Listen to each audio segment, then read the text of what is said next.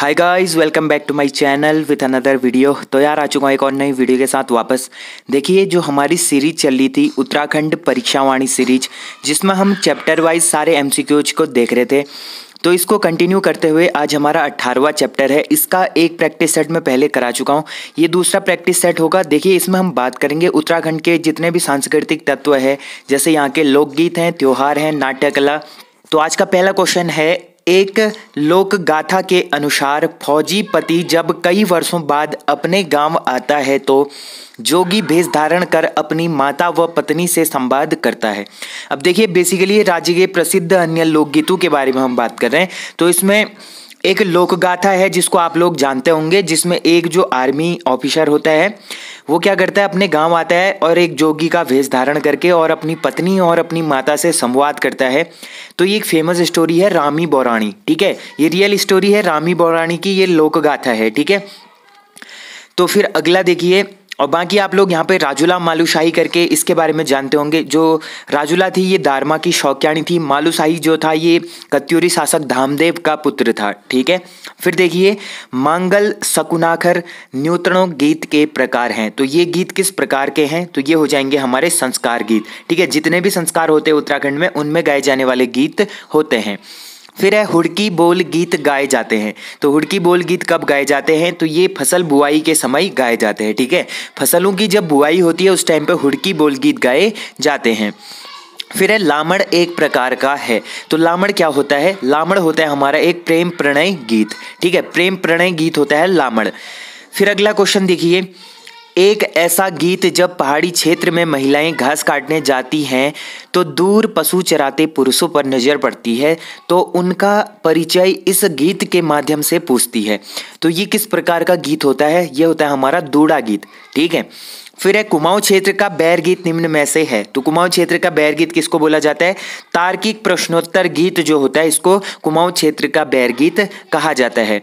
फिर अगला क्वेश्चन है, औजी एवं बद्दी जाति के लोग चैत्र मास में अपने यजमान के यहाँ गाते हैं। तो कौन सा गीत गाते हैं, ये गाते हैं चैती पराशा गीत, ठीक है। चैती पशारा गीत है, सॉरी। फिर कुमाऊं क्षेत्र में ठुलखेल गीत गाया जाता है। जो ये कुमाऊं क्षेत्र में ठुलखेल गीत होता है ये किस माह में गाया जाता है, तो ये गाया जाता है भाद्र मास में, ठीक है। जो भाद्र मास चलता है उस टाइम पे कुमाऊं क्षेत्र में ठुलखेल गीत गाया जाता है। फिर है लामड़ गीत निम्न में से है। तो लामड़ गीत क्या है, लामड़ गीत हो जाएगा हमारा एक परिणय गीत। ये बार बार रिपीट होते हैं इस टाइप के क्वेश्चन। फिर देखिए, कुलाचार एवं बिरुदावली गीत किस जाति द्वारा गाए जाते हैं। जो कुलाचार है एवं बिरुदावली है, ये जो गीत है ये किस जाति द्वारा गाए जाते हैं, तो ये गाए जाते हैं हमारा, देखिए, जो औजी जाति होती है और बद्दी जाति होती है, इन दोनों के द्वारा गाई जाती है। तो ऑप्शन डी यहाँ पर राइट आंसर होगा। फिर एक गढ़वाल क्षेत्र के किस गीत में नारी हृदय की वेदना एवं उसके सौंदर्य की झलक दिखाई देती है। तो गढ़वाल क्षेत्र का ऐसा कौन सा गीत है जिसमें जो नारी हृदय की वेदना है एवं उसके सौंदर्य की झलक दिखाई देती है, तो ये हो जाएगा हमारा झुमैलो गीत, ठीक है। फिर है ऋतु संबंधी गीत निम्न में से है। तो इनमें से बताओ ऋतु संबंधी गीत कौन सा होगा। तो देखिए, झुमैलो गीत, फुलदेई या चौमासा, बासंती गीत, ये सब क्या है, ऋतु संबंधी गीत हैं। तो ऑप्शन डी यहाँ पर भी राइट आंसर हो जाएगा। फिर अगला क्वेश्चन है, प्रमुख नृत्य युक्त लोकगीत है। तो नृत्य युक्त लोकगीत कौन सा होता है, तो ये होता है इनमें से सभी, मतलब तांडी व थड़िया, चौफला व झोड़ा और चाचर, ये सब क्या होते हैं, चाचर या चाचरी इसको बोला जाता है। तो ये सब क्या होते हैं, नृत्य युक्त गीत होते हैं। फिर देखिए, राज्य के जितने भी प्रमुख वाद्य यंत्र हैं इनके बारे में हम लोग बात करते हैं। तो पहला देखिए, प्राचीन में ऐसा वाद्य यंत्र जिसे बैंड में शामिल किया गया था लेकिन इसका मूल नाम यानी मूल संबंध स्कॉटलैंड से मिलता है, वह क्या है। तो ऐसा कौन सा वाद्य यंत्र है, तो ये हो जाएगा हमारा मसकबीन, ठीक है। जो मसकबीन है ये बेसिकली स्कॉटलैंड का है और इसको उत्तराखंड के जो सांस्कृतिक तत्व हैं, सांस्कृतिक वाद्य यंत्र हैं, इनमें शामिल किया गया है। फिर अगला है, अलगोजा नामक वाद्य यंत्र बनाया जाता है। तो जो अलगोजा नामक वाद्य यंत्र होता है ये किससे बनाया जाता है, ठीक है। तो ये बनाया जाता है हमारा रिंगाल से।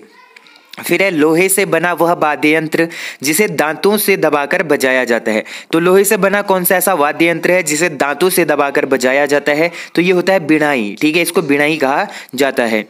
फिर है निम्न में से कौन सा वाद्य यंत्र सुमेलित नहीं है, तो इसमें से बताना है कौन सा वाद्य यंत्र सुमेलित नहीं होगा। तो देखिए मोछंग है फूक वाद्य, तुरही व रणसिंघा है फूक वाद्य, जो हुड़की है ये ध्यन वाद्य नहीं है, जो दमाऊ है ये चर्म वाद्य है। ठीक है, हुड़की भी चर्म वाद्य में आता है। ठीक है, तो ये ऑप्शन सी यहाँ पर राइट आंसर हो जाएगा, क्योंकि ये क्या नहीं है, ये सुमेलित नहीं है।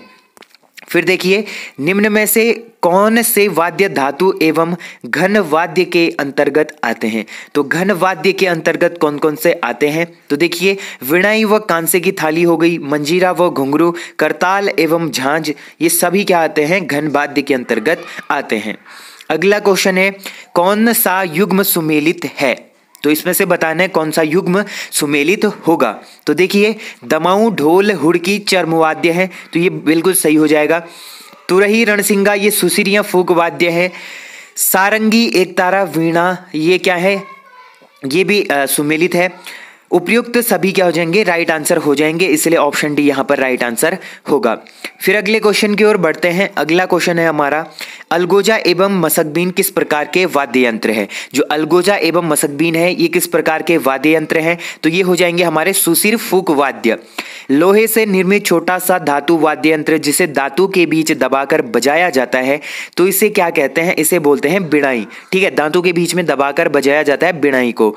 फिर अगला क्वेश्चन है घने वनों में अक्सर पशुचारकों द्वारा होंठों पर स्थिर कर एक उंगली से बजाया जाने वाला वाद्य यंत्र है, तो ये कौन सा वाद्य यंत्र होता है, ये होता है मोछंग। ठीक है, अगर आपको ऑप्शन में बांसुरी दिया होगा तो आपको उस पर टिक नहीं करना है। ठीक है, मोछंग अलग चीज है, ये एक हाथ से बजाया जाता है।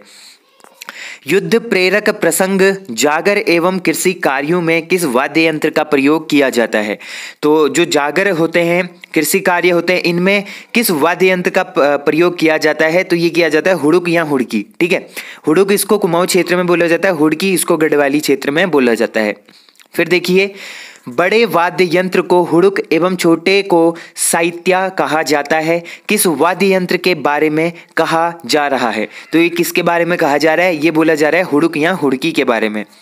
निम्न कथन किस वाद्य यंत्र से संबंधित है, देखिए तांबे और साल की लकड़ी से निर्मित होता है और राज्य का प्रमुख वाद्य यंत्र है, तो ये कौन सा हो जाएगा, ये हो जाएगा हमारा ढोल। ठीक है, ढोल क्या है, तांबे और साल की लकड़ी से निर्मित होता है, उसके ऊपर जो परत होती है वो चर्म होती है। ठीक है, चमड़ा होता है। फिर ये राज्य का क्या है, वाद्य यंत्र भी है।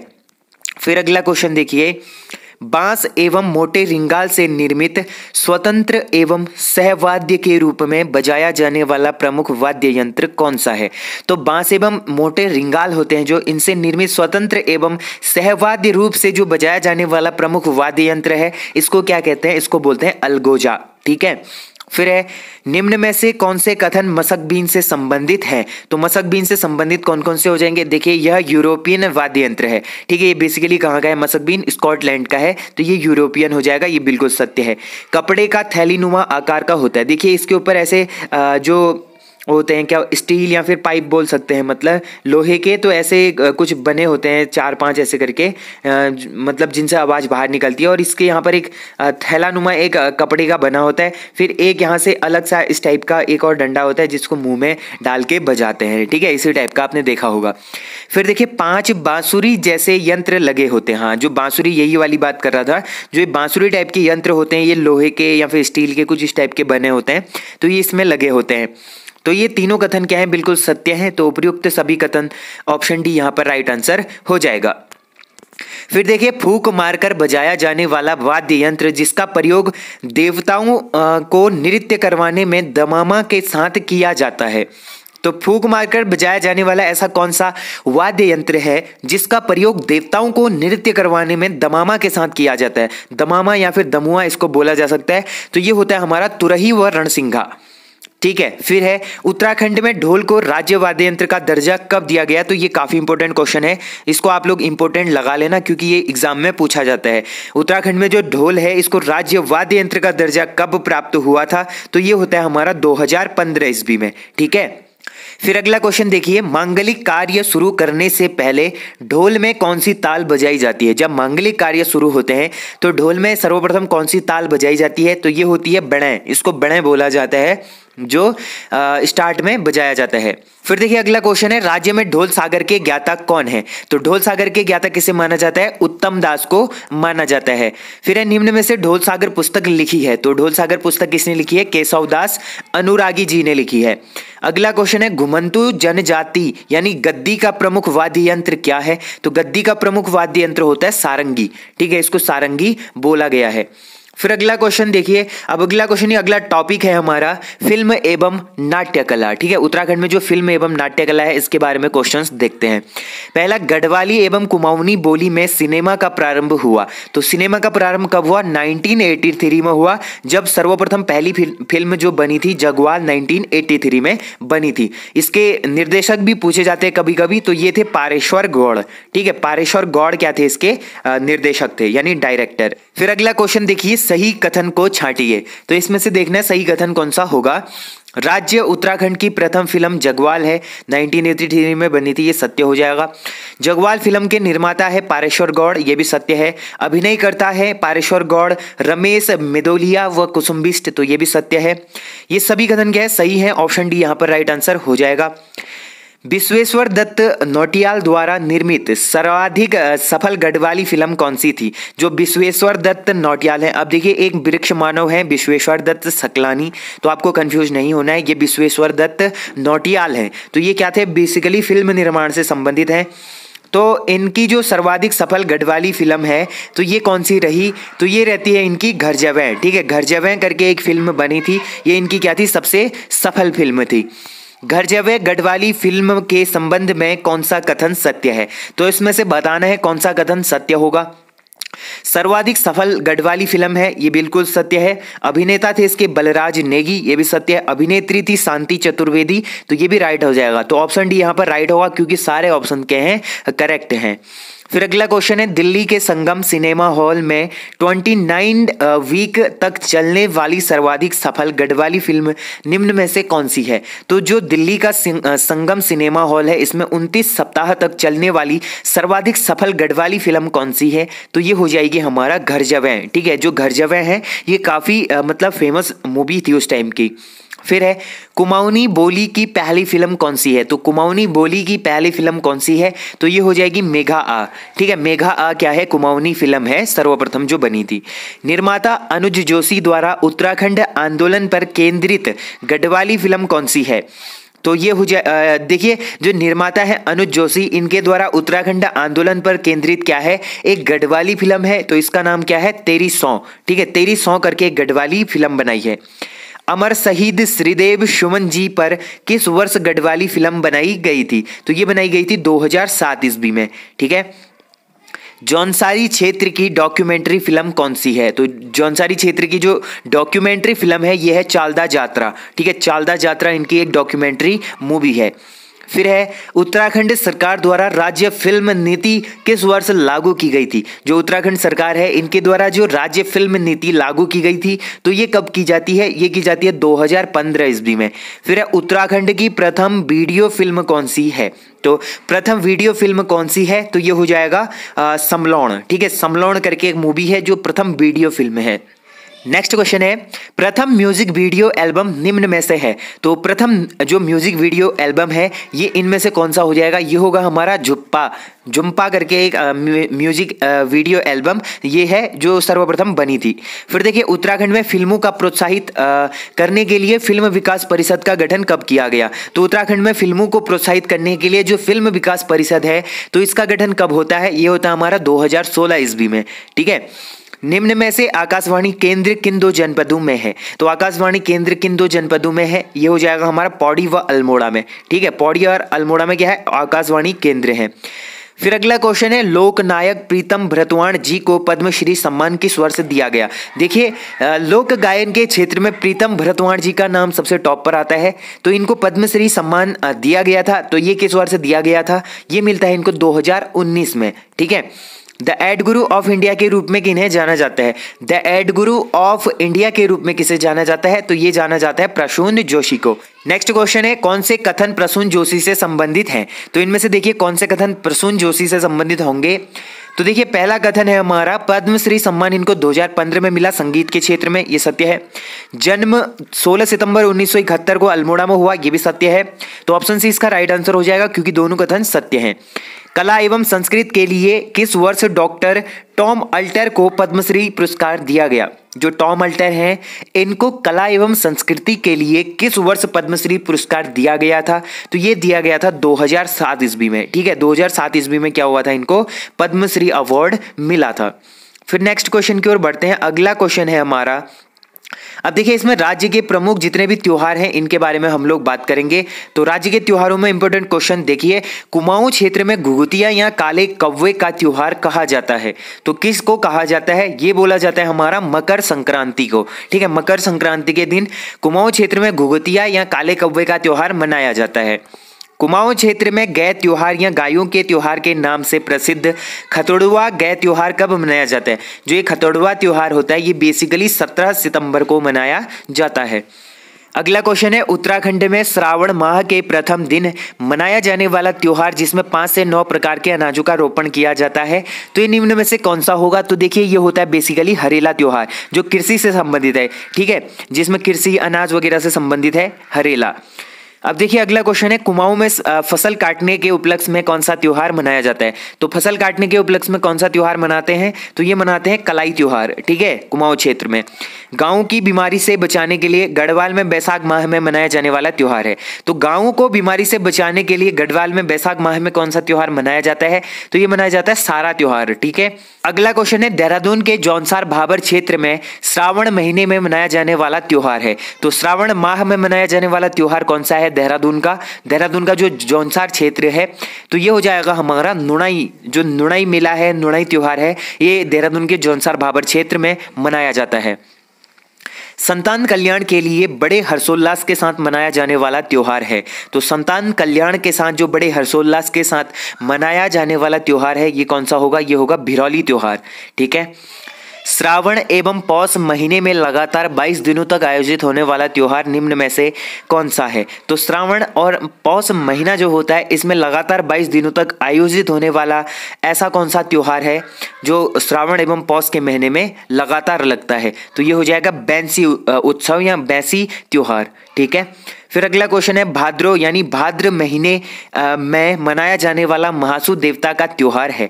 जो भादो या फिर भाद्र महीने में मनाया जाने वाला महासू देवता का त्योहार है ये कौन सा होगा? ये हो जाएगा जागड़ा मेला। ठीक है, जागड़ा त्योहार। फिर है, सितंबर के मध्य में मनाया जाने वाला त्योहार जिसमें चंद शासक काल में स्थानीय लोग राजा को भेंट आदि देते थे, तो ये कौन सा त्योहार है? ये हो जाएगा घी संक्रांति, यानी इसको ओलिगिया भी कहा जाता है। फिर है, निम्न में से मकर संक्रांति त्योहार के बारे में कौन सा कथन सत्य है? तो इसमें से बताइए मकर संक्रांति त्योहार के बारे में कौन सा कथन सत्य होगा? तो इसमें से हो जाएगा हमारा, देखिए इसे काले कौवा त्योहार के नाम से भी जाना जाता है, तो ये बिल्कुल क्या है? राइट हो जाएगा। मकर संक्रांति माह की एक गते को मनाई जाती है, तो ये भी सत्य है। कुमाऊं क्षेत्र में इस दिन आटे के टेढ़े मेढ़े घुघुते बनाए जाते हैं, ये भी सत्य है। तो उपयुक्त सभी कथन क्या है? सत्य है, इसलिए ऑप्शन डी यहाँ पर राइट आंसर हो जाता है।